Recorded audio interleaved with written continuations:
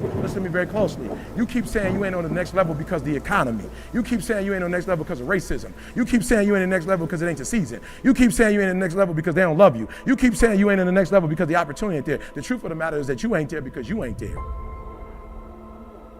And there are some of you, you know what you want. You know what you want, but you are not personally willing to do the work it takes to get it. What you're trying to do is do what you've done on this level and get the next level.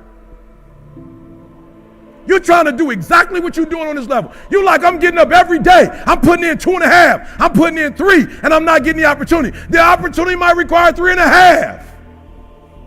I'm lifting weights.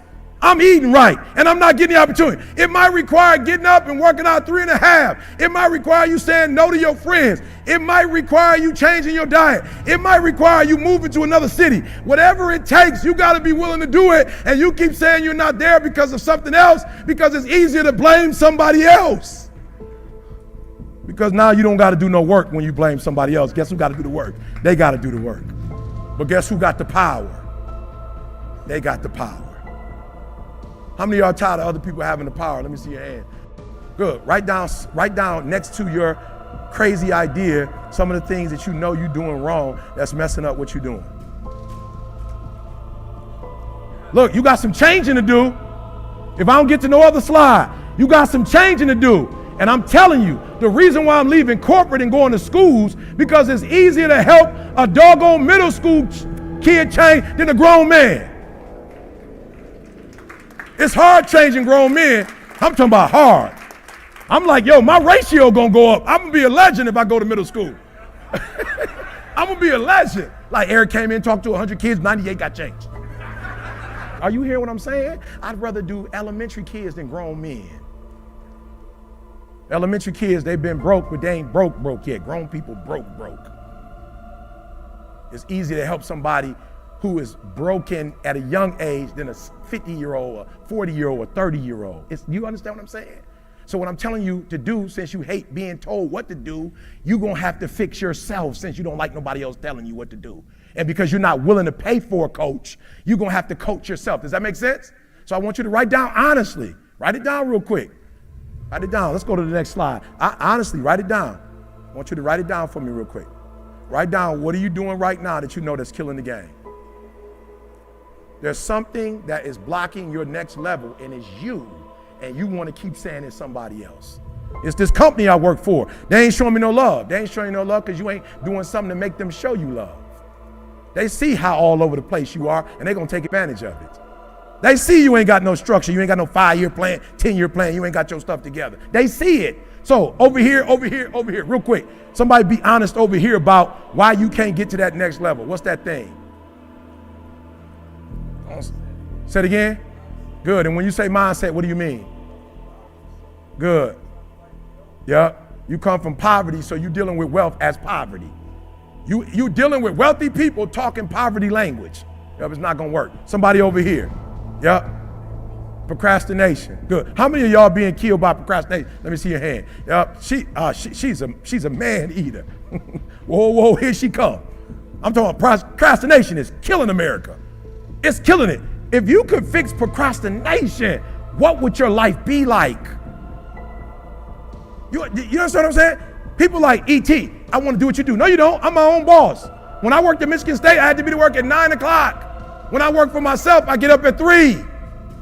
When I worked at Michigan State, I get to leave at 5. When you work for yourself, you don't have no time when you get off. You don't get off. You stop when the work is done. I work harder for myself than I did and you talking about you want to work for yourself. No, you don't. You can't show up for another man. If you work for yourself, you'd be asleep all day. You'd be like, I work for myself. I'm good. I ain't even getting up today. You know what I'm saying? I'm just taking a day off. I'm just being real. There are those of you who work for yourself, you don't even have a plan. You don't even have like a vacation package for yourself. You just get to get off whenever you want to. What kind of job is that? You can just take off when you want to? That ain't no real job. You ain't got no insurance. You ain't paying yourself. But when you had a job, you could get there for them when they wanted you to get there. Oh, you had to tell them when you was gonna be sick, when you want, but for yourself, you ain't gotta do nothing. That's why you can't blow up. You ain't got enough discipline to discipline you. That's why you're making the money you're making, because you got to let somebody else do it, because you don't have enough sense to do it for yourself. You're going to tell me, E, you get up at 3 o'clock in the morning. I live in America. You mean to tell me I could be a multimillionaire by getting up at 3 o'clock in the morning? I'll do it every day. And guess what? When I get my paper, I take a nap when I'm tired.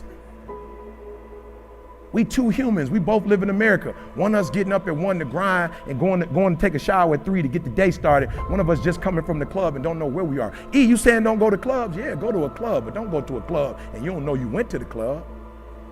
Then why did you go if you can't remember what you did? You might as well not go. That's a poverty mindset. And George Foreman admits that he gave Muhammad Ali everything he had. And Muhammad Ali grabbed him and pulled him to him. Old man hadn't fought in years, hurt. And Muhammad Ali pulled him to him and said, "Is that all you got?" And George Foreman said when he heard the words, "Is that all you got?" it penetrated his spirit. And said, "I done gave my man everything I got. I can't see him to knock him down." And Muhammad Ali said when he said that to him, he looked into the pupils of his eyes and he said at that point he knew George Foreman had lost. Lay hold of it. You lay hold of it.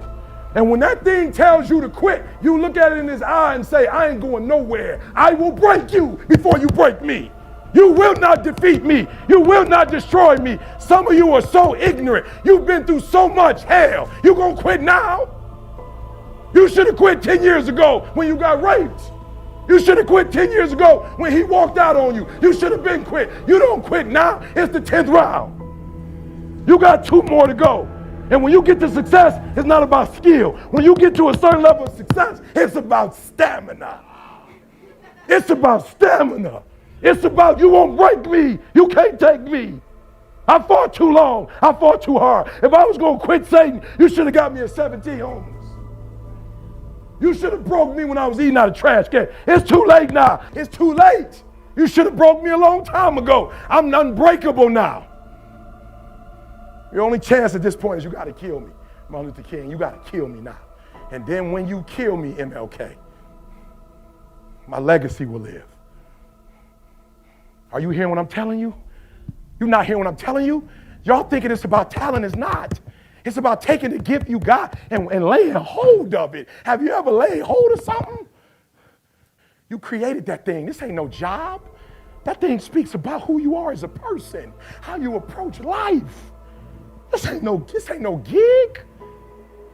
This is the essence of who I am. This is my spirit. This is my character. This ain't no job. Why are you treating it like a job? It's your calling.